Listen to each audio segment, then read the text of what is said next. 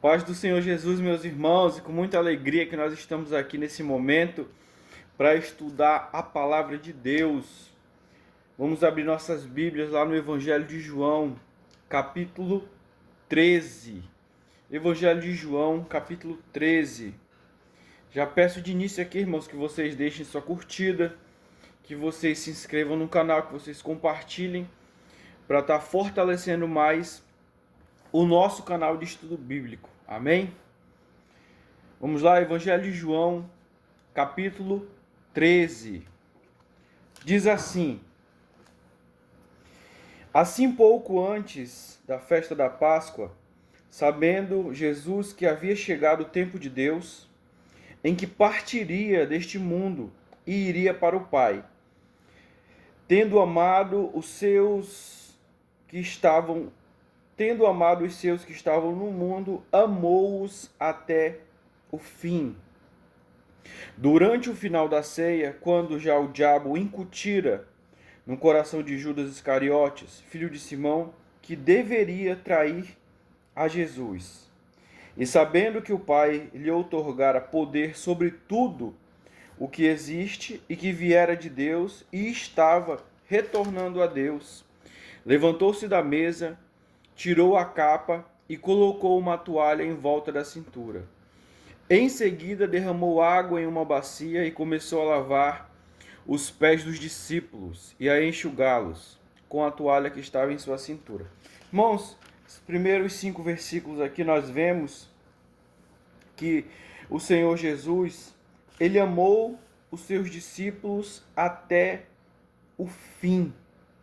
E o que eu acho mais interessante aqui é o que a Bíblia relata, que ele, conhecendo o tempo de Deus, ele sabia que ele ia partir para o Pai novamente. Olha o quanto é importante nós conhecermos o tempo de Deus para a nossa vida.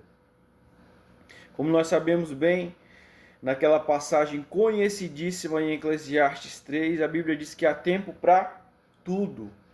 Paulo, escrevendo aos Romanos, ele também diz que nós devemos remir o tempo, ou seja, conhecer o tempo. E nós, irmãos, aliás, por esse motivo, nós precisamos estar em constante comunhão com Deus, porque para que para que a gente saiba o tempo de Deus para a nossa vida, quando é tempo de agir ou de não agir, ok? No verso 2, nós vemos assim, que Satanás, ele colocou no coração de Judas para trair a Jesus, ou seja, ele influenciou a Judas para que ele traísse Jesus. Verso 6 diz assim: Aproximou-se de Simão Pedro, que lhe disse: Senhor, vais-me lavar os pés? Respondeu-lhe Jesus: O que faço agora não podes compreender, todavia o compreenderás mais tarde. O que isso mostra? Mostra que as coisas espirituais nós entendemos de forma espiritual, que uma mente carnal não pode compreender as coisas que são espirituais, como bem o apóstolo Paulo diz, escrevendo na sua carta aos Coríntios. Disse-lhe Pedro: Senhor, jamais me lavarás os pés. Ao que Jesus lhe advertiu: Se eu não lavar os teus pés, tu não terás parte comigo. Rogou-lhe Simão Pedro: Senhor, não lava somente meus pés, mas também as minhas mãos e a minha cabeça. Explicou-lhe Jesus: Quem já se banhou precisa apenas lavar os pés. Seu corpo já está completamente limpo. Vós também estáis limpos, mas nem todos. Pois Jesus sabia quem iria traí-lo, e por isso disse: Nem todos vós estáis limpos. Após haver lavado os pés dos seus discípulos, tornou a vestir sua capa.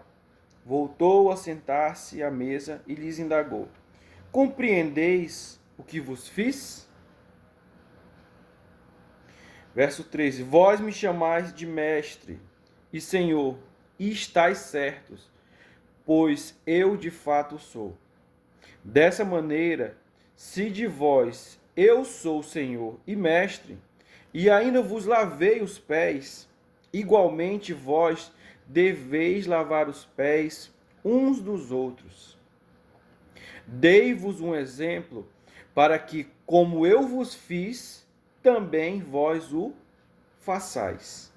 Em verdade vos afirmo, que nenhum escravo é maior do que o seu senhor, como também nenhum enviado é maior daquele que o enviou. Portanto, se vós compreenderdes esse ensinamento e o praticardes, abençoados sereis. Irmãos, olha que interessante. Preste bem atenção. Jesus ele fala: vocês entenderam o que eu fiz? Olha, se vocês me chamam de mestre e de senhor, e realmente eu sou, e eu fiz isso, e eu vos dei o exemplo, eu lavei os pés de vocês, vocês também devem fazer as mesmas coisas. O que significa lavar os pés? Vamos lá, preste bem atenção. Mostra claramente um gesto de quê? De humildade, um gesto de servir. Então Jesus está mostrando aqui, se ele serviu, se ele teve esse gesto, qual é o motivo de nós também não ter o mesmo comportamento, a mesma atitude de servir? Infelizmente, as pessoas, elas gostam muito de ser servidas, irmãos. E deixa eu te falar uma coisa, deixa eu fazer um alerta para você. Se você é o tipo de pessoa que só gosta de ser servida e não gosta de servir em nada, lamento muito te informar, mas você tem o mesmo comportamento de um fariseu. Só é você ler Mateus capítulo 23, que você vai ver. Jesus, quando ele fala dos fariseus, ele fala, olha, vocês gostam dos lugares de honra, vocês gostam de serem saudados, vocês gostam de serem honrados. Mas, na verdade, vocês não passam de sepulcros caiados. Ou seja, preste bem atenção. Os fariseus, eles gostavam de serem honrados, gostavam de serem servidos. Mas eles não gostavam de servir em nada. Gostavam de serem servidos e gostavam do lugar de honra. Infelizmente, irmãos, muito dos nossos irmãos, não vou nem falar do povo que não tem a mesma fé que a gente, mas muitos dos nossos irmãos, eles gostam apenas de serem servidos. E olha que interessante, eles acham que cantar na igreja, pregar, ensinar, eles acham que isso já é suficiente, que eles já estão servindo. Deixa eu te falar, isso é parte da missão, tá? Pregar, louvar na igreja, ensinar, isso é parte da missão. Isso é parte do serviço. Isso não é o serviço completo. Você está equivocado se você está achando que você já fez a sua parte quando você foi na igreja e louvou, quando você pregou. Você acha que você está equivocado, certo? Você está vivendo uma parte da missão apenas, ok? E olha que interessante, Jesus ele diz, se você compreender esse ensinamento, compreender e praticar, você será abençoado. Por quê? Porque existem pessoas que compreendem, mas não o praticam. Verso 18, eu não estou falando a respeito de todos vós, pois conheço aqueles que escolhi. Agora ele vai falar a respeito de quem haveria de traí-lo. Mas é necessário que isso ocorra para que se cumpra a Escritura. Aquele que partilhava do meu pão levantou-se contra mim. Estou vos revelando esses fatos antes que aconteçam, para que quando acontecerem, vós possais crer que eu sou. Todo o tempo Jesus está mostrando aqui, reafirmando, fazendo questão de deixar claro que ele era filho do Altíssimo, irmãos. Em verdade vos asseguro, quem receber aquele que eu enviar, estará me recebendo. E quem me recebe, recebe aquele que me enviou. Por isso nós não podemos desprezar, em hipótese alguma, irmãos, a palavra de Deus, independente de quem for que vá pregar. Seja a pessoa que tenha mais conhecimento ou tenha menos. Mas Jesus está dizendo, se você receber aquele que eu enviar, se a pessoa está pregando a palavra de Deus, então ela foi, automaticamente a gente entende que ela é enviada de Deus, ok? Após haver dito essas palavras, perturbou-se Jesus em espírito e declarou, em verdade vos afirmo que um dentre vós me trairá. Os discípulos olharam uns para os outros, perplexos sobre a quem ele se referia. Enquanto isso, um deles, o discípulo a quem Jesus amava, estava reclinado ao seu lado. Simão Pedro fez alguns sinais a esse, como querendo dizer, pergunta a quem ele se refere. Então aquele discípulo, reclinando-se sobre o peito de Jesus, perguntou-lhe, Senhor, quem é? Respondeu-lhe Jesus, é aquele a quem eu der este pedaço de pão molhado no prato. E tendo molhado o pedaço de pão, deu-o a Judas Iscariotes, filho de Simão. Assim que Judas comeu o pão, Satanás entrou nele. Então disse-lhe Jesus, o que tens para fazer, faze-o logo. Todavia, nenhum dos que estavam à mesa entendeu por qual razão Jesus lhe disse isso. Verso 29. Considerando que Judas era responsável pelo dinheiro, alguns pensaram que Jesus havia dito, compra o necessário para a festa, ou que desse algo para os pobres. Judas, assim que comeu o pedaço de pão, saiu apressadamente e era noite. Preste bem atenção, irmãos. Você vê Jesus, ele mostrando claramente, ele expondo claramente quem haveria de traí-lo. O que acontece? O que nós vemos que os discípulos, e aqui eu estou conjecturando, eles estavam ali tão distraídos que eles não perceberam, não entenderam o que Jesus estava falando. Eles apenas presumiram. Ele falou, ele falou isso para Judas, porque é Judas que cuida da bolsa de dinheiro. Então ele está falando provavelmente para Judas comprar alguma coisa aí para a festa, ou dar algo para os pobres. Quantas vezes, irmãos, a gente comete esse equívoco? Muitas vezes a gente ora para quem não é, a gente levanta a campanha ou a gente ora por quem não é para orar. Por quê? Porque nós não estamos em sintonia com o Espírito Santo. Não estamos em sintonia com aquilo que o Espírito Santo muitas e muitas vezes está falando a nós. Muitas vezes estamos aqui com a mente distraída. Eu gosto muito de uma passagem aos Hebreus que ele diz que nós devemos deixar pecado e o embaraço que estão de perto nos rodeiam.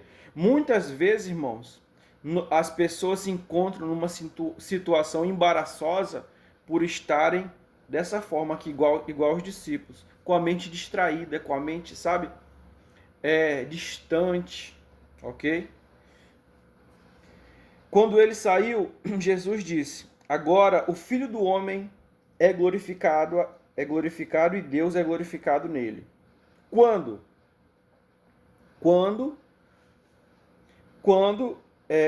Judas o entregasse. E aí o Filho do Homem seria glorificado. Por quê? Porque ele estaria cumprindo a sua missão. Então nós precisamos cumprir a nossa missão, porque para que o nome do Eterno seja glorificado.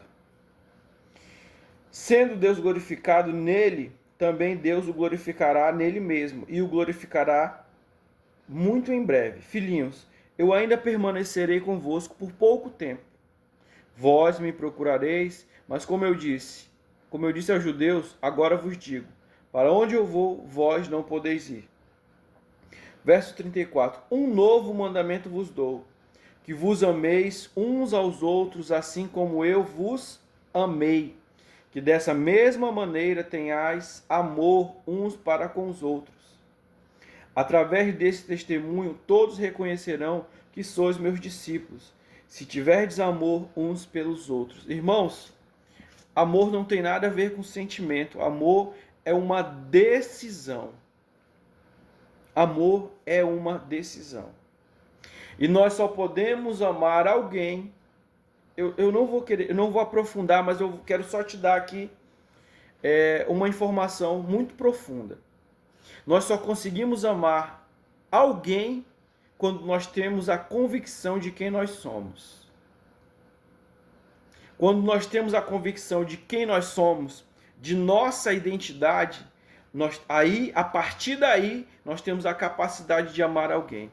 Enquanto nós não temos a convicção de quem somos, de nossa identidade, ainda nós conduzimos a nossa vida por sentimentos. Se o marido ou a esposa faz algo agradável, ok. É sorriso, é beijinho,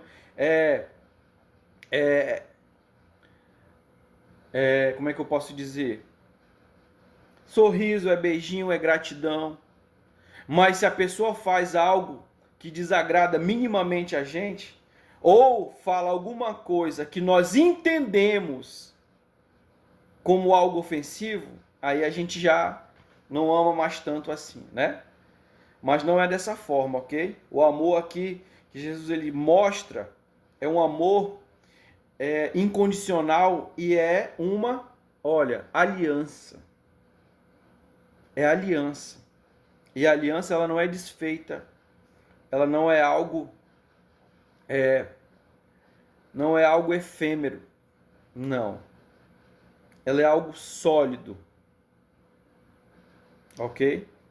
E aqui eu deixo essa pequena introdução aqui, esse pequeno ensinamento. Questione-se. Se muitas vezes, aliás, se você tem convicção de quem você é, e eu não estou falando do teu nome, eu não estou falando de algo superficial, estou falando de algo profundo. Da sua identidade, de algo profundo.